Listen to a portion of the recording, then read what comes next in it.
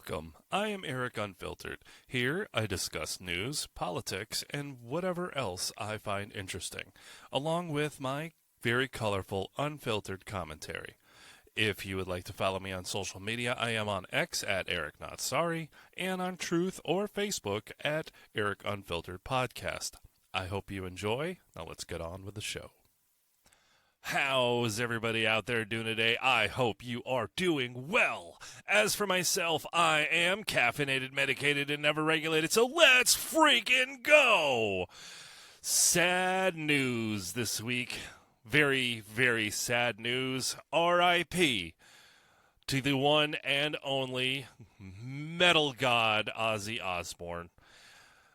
It doesn't matter how old you are. Ozzy Osbourne is known across all generations. I mean, even the people that don't listen to heavy metal, hell, they may not even know that Ozzy sang for a band called Black Sabbath, but they know who Ozzy is. They know who Ozzy is. Somebody could listen to nothing but rap and hip-hop or country and nothing else. They know who Ozzy Osbourne is. So I had to mention Ozzy this morning. Well, it's actually afternoon now that I'm recording this, but telling time is hard. What's the big hand do, Mommy? It touches the little one. That's creepy. But I had to mention Ozzy because for me, I don't know about all of you, but for me, when I was a young boy, so many fucking years ago, I grew up listening to, rock and roll, like The Doors and Hendrix and so on. And then one day, I heard,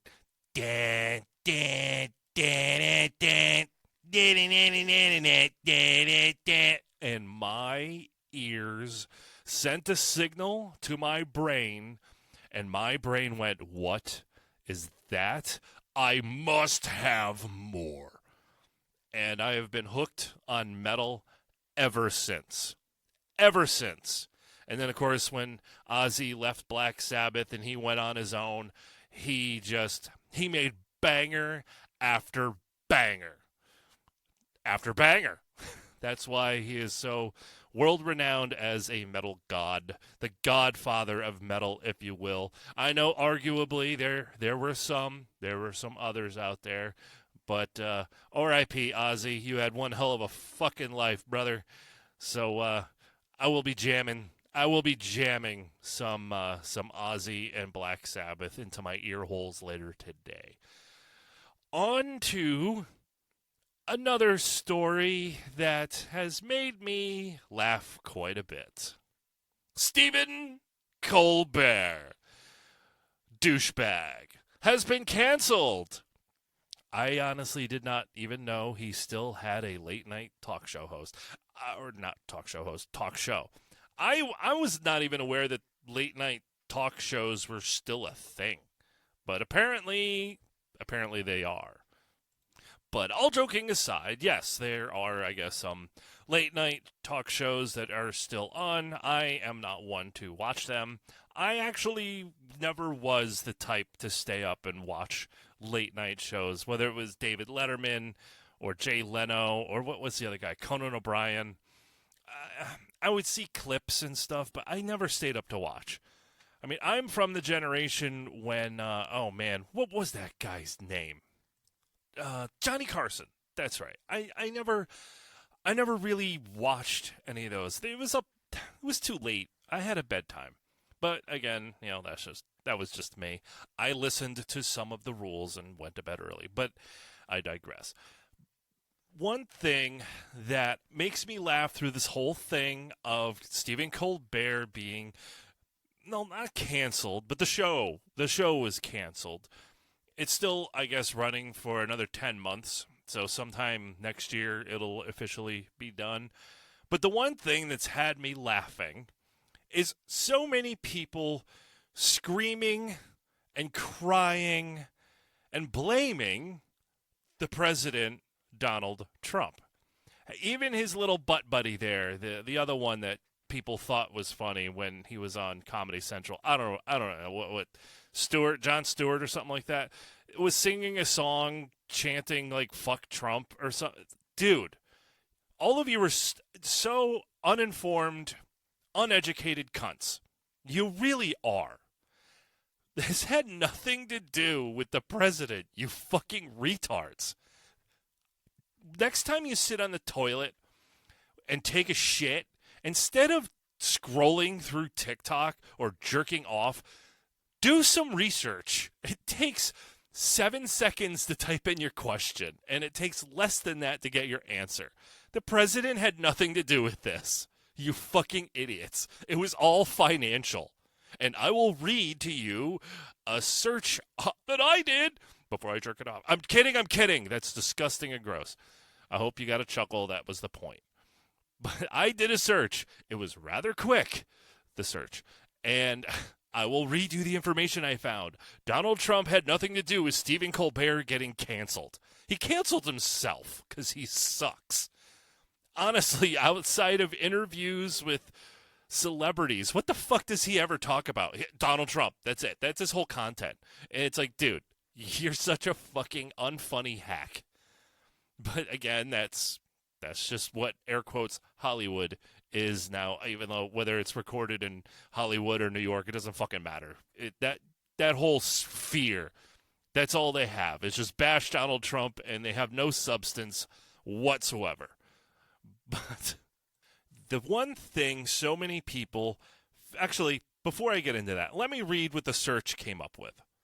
All right, so I went on to Grok AI, and this is what I found. So Stephen Colbert's The Late Show was reportedly losing CBS between $40 and $50 million annually before its cancellation. What did I just say? It came down to money. If you're not making money, if it ain't making, if it don't make dollars, it don't make sense. Well, that's why Stephen Colbert got canceled. Let's see. High production costs exceeding $100 million per year, including Colbert's salary of between $15 and $20 million a year. God, I wish I had a nice contract like that. And expenses for a 200-person staff and Manhattan's Ed Sullivan Theater.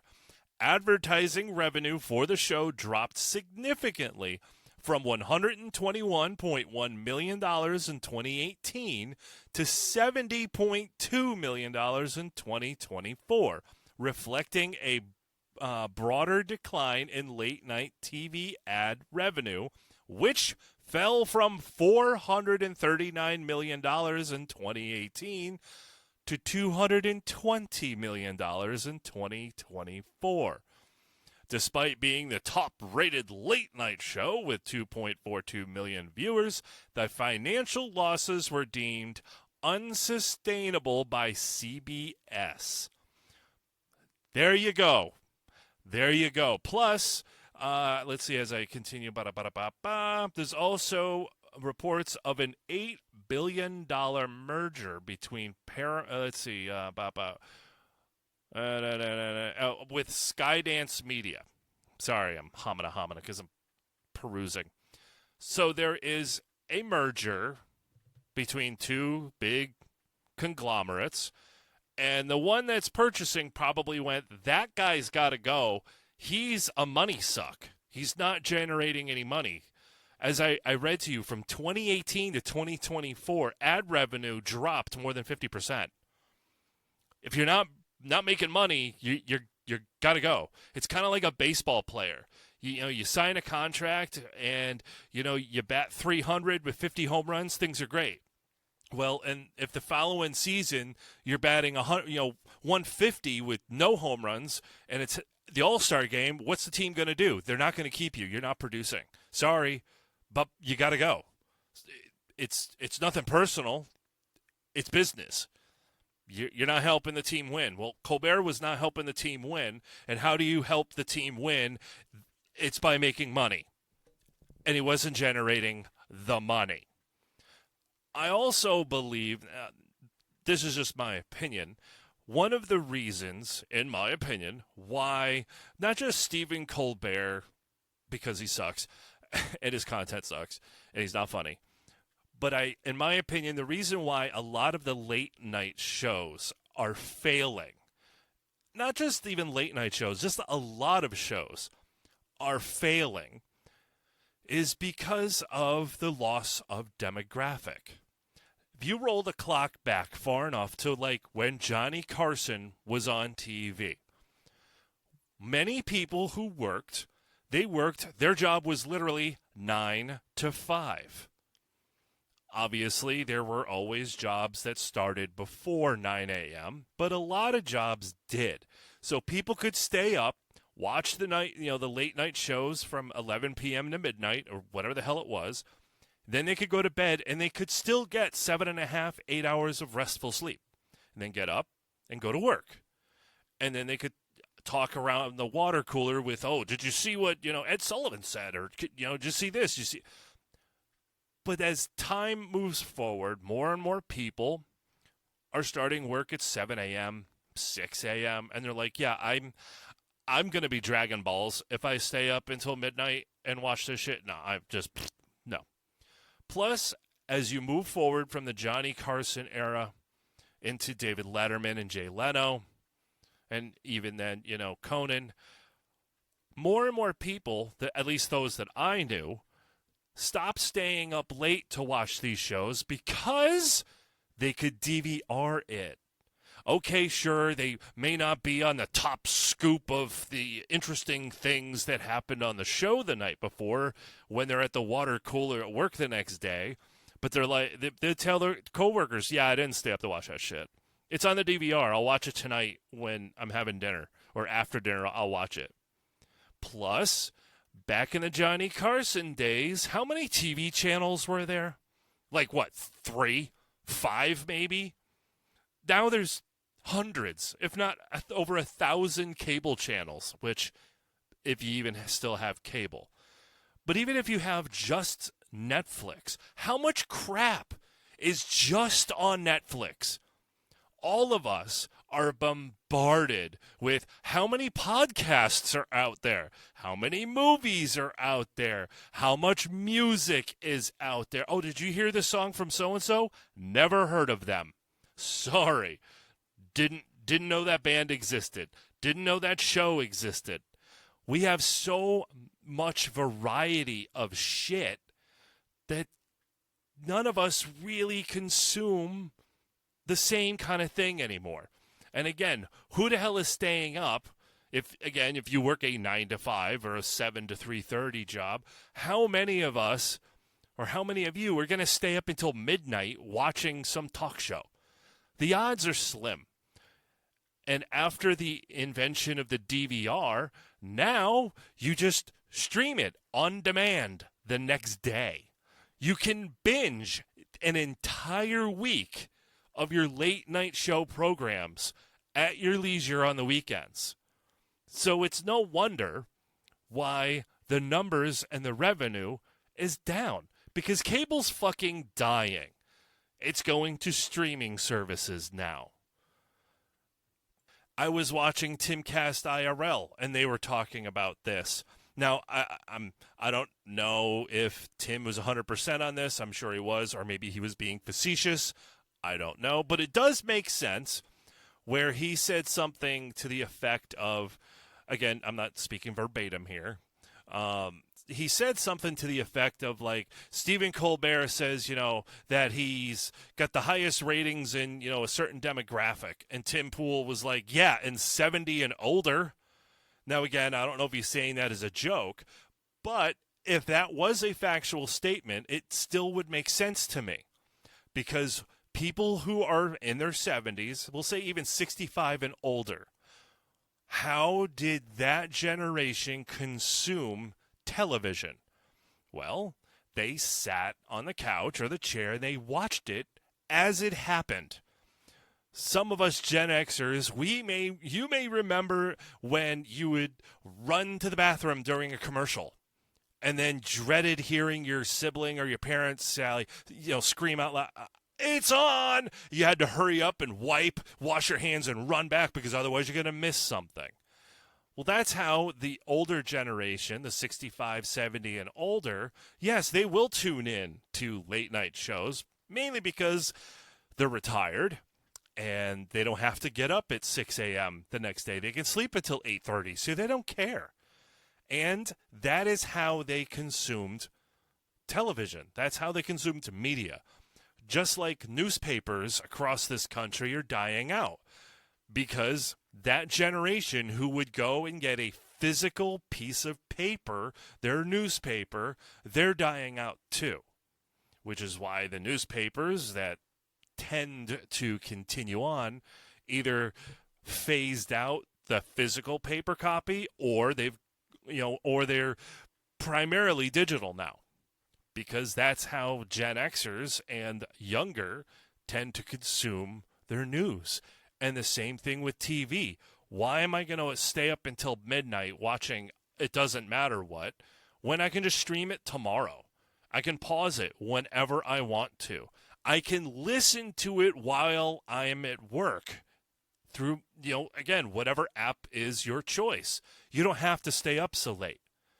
And why would advertisers continue to fund money for a show that ultimately people are just going to stop watching anyway? There's less eyeballs on it when they could spend their advertising money into Netflix or Hulu or whatever. It's just, that makes sense. That makes sense. So me personally, I am laughing because I don't like Stephen Colbert. I think he's a fucking twat waffle anyways.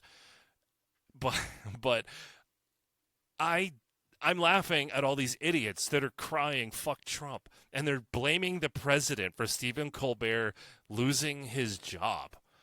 The president had nothing to do with this. Nothing. I just laid it out for you. Nothing. He was not making the company money. So he's got to go. Will they find another host? I don't know. Will they completely take that show and just axe it completely? I don't know. Me personally, I don't give a shit. Because like I said earlier, I don't watch this stuff. I don't care. But I just think it's funny that these people hate Donald Trump so much. Their TDS is so strong. If you don't know what that means, that's Trump derangement syndrome. They hate him so much that they blame him for everything. I wonder if Stephen Colbert or George Lopez and all of these other celebrity elitist snobby cunts, I wonder if they're at home pushing out a hard shit to the point where one of their hemorrhoids gets really angry and swells up and it hurts to sit down. I am willing to bet that some of those people go, "Fucking Trump made my hemorrhoid hurt," because they hate him with such blind hatred. I find it's hilarious, but it's also concerning because, bro, are you okay?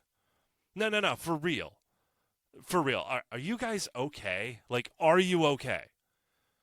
Blaming President Trump for the cancellation of a late night show.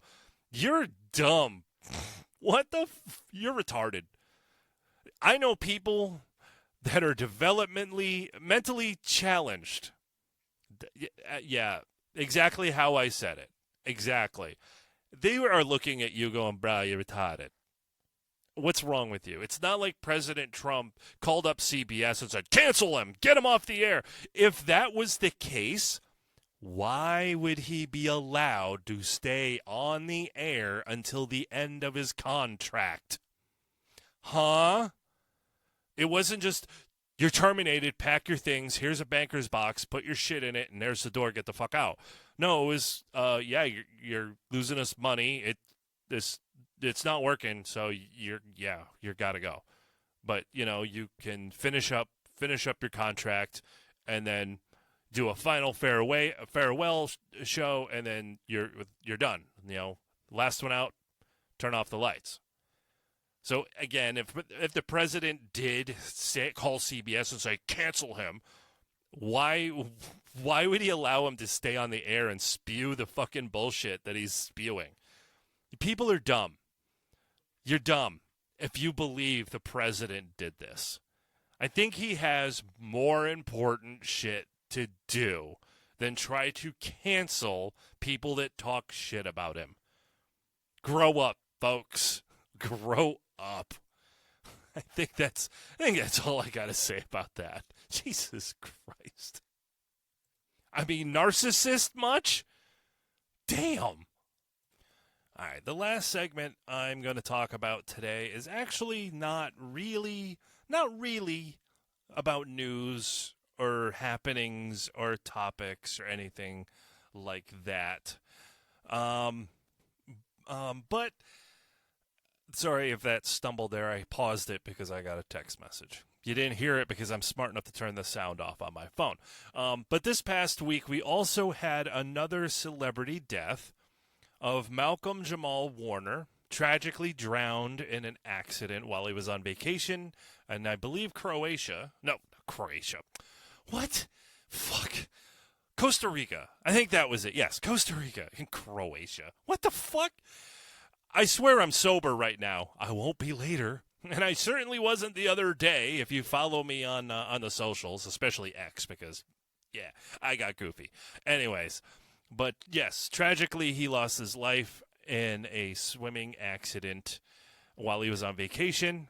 And he is, at least for me, best known as playing Theo Huxtable in the TV show The Cosby Show, which good luck trying to find because an old man did a thing.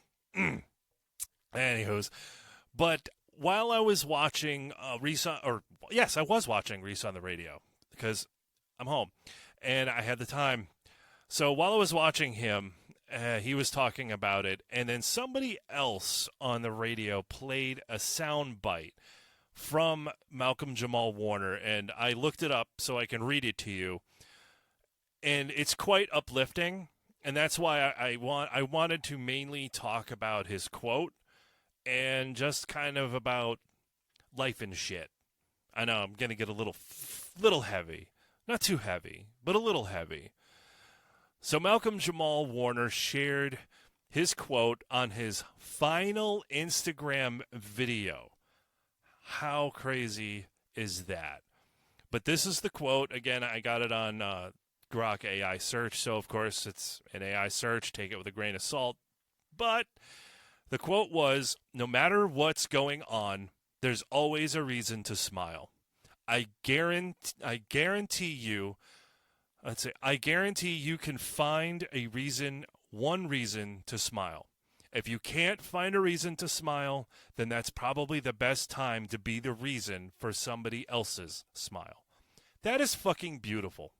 Isn't that beautiful? I just got chills reading that. Because we all go through some shit.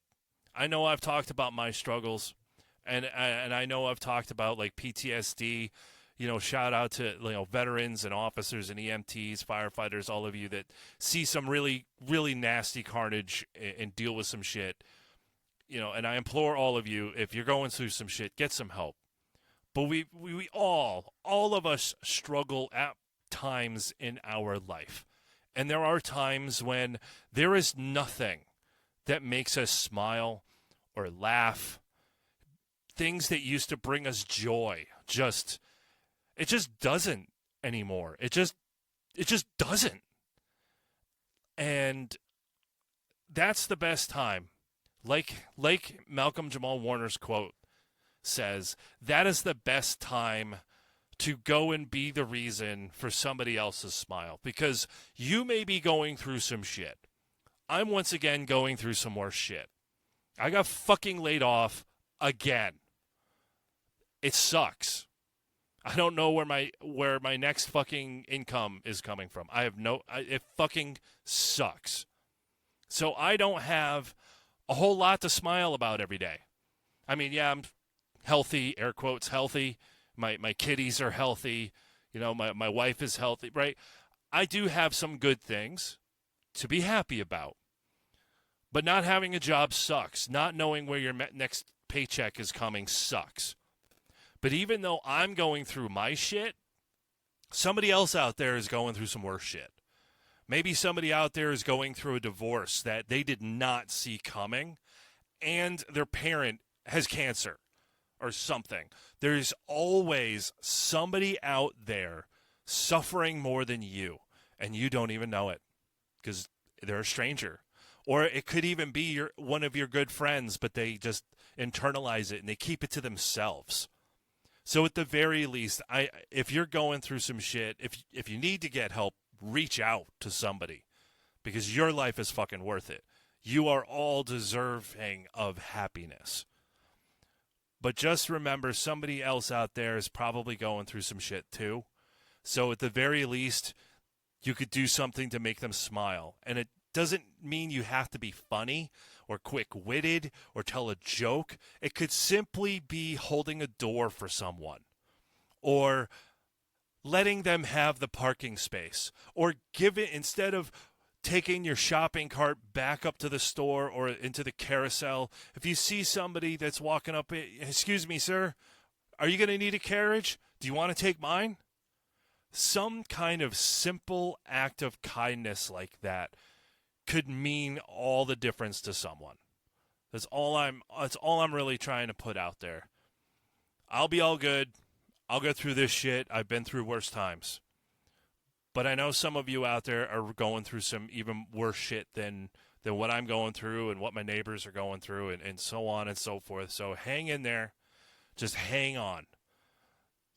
It'll get better. Trust me, it will get better. Hell, start a podcast and vent about what you're going through. I'm sure people will tune in and listen. All right, I think I'll wrap that up there. Oh, also, I'll pull it back for a sec. That's why somebody asked me why I close out my episodes with Keep Being You. Well, it's because I want you to keep being you. And if you've got some flaws, like let's say you have a bad temper, you might want to work on that. Let's say you're overweight. You might want to work on that. I'm not going to scream that you're a lard ass. No, that's just fucking rude. But if you know, come on, you got to be honest with yourself.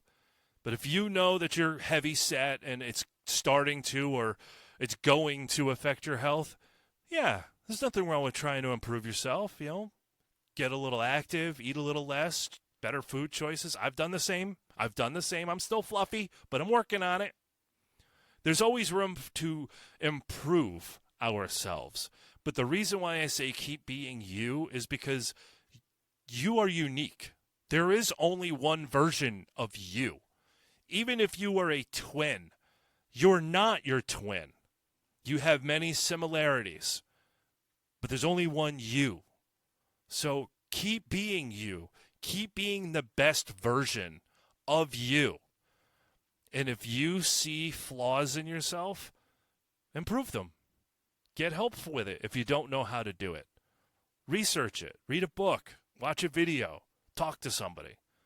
But at the end of the day, even if you are making improvements on yourself, keep being you.